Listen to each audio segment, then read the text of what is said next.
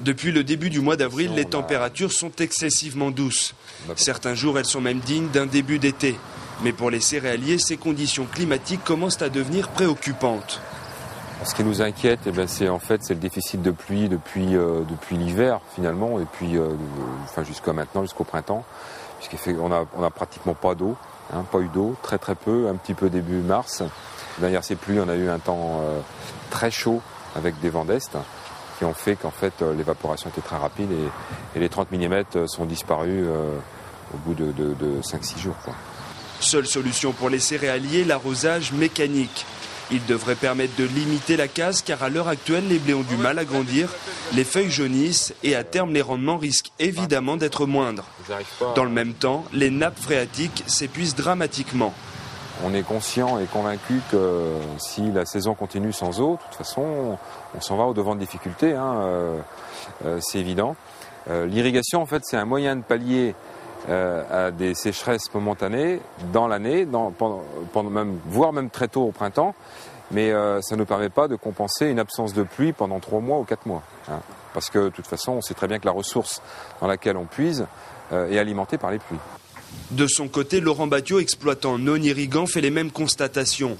La terre craquelle, l'étal des pieds de blé ne se développe pas, mais contrairement à Xavier Garot, lui, ne peut pas irriguer.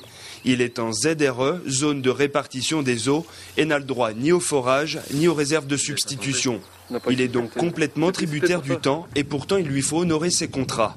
Aujourd'hui, on estime avec des collègues quand même avoir une baisse de rendement de 10 à 15%.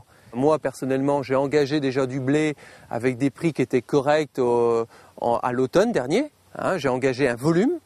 Et ce volume-là, il va falloir que je le respecte. Alors évidemment, en tant qu'agriculteur, on sait bien qu'on ne fera jamais les meilleurs rendements. Donc on met toujours un petit peu, on évite de mettre les œufs dans le même panier. Donc on met peut-être un tiers de la récolte. Aujourd'hui, j'ai vendu un tiers de ma récolte.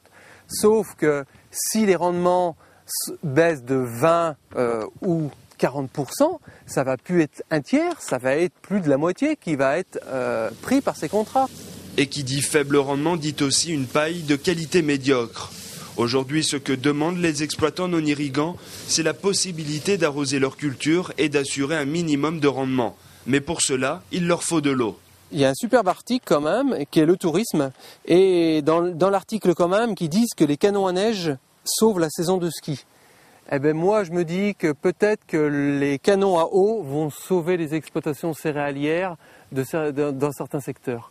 Et que ceux qui n'ont pas d'eau, ils vont avoir des difficultés financières substantielles.